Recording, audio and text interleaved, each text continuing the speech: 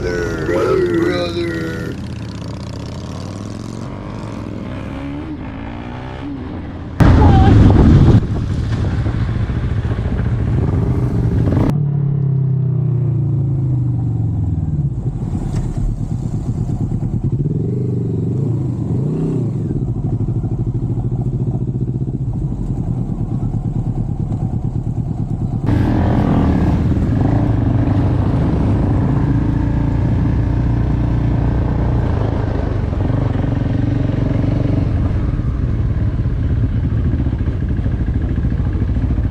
I didn't know we're turning in here.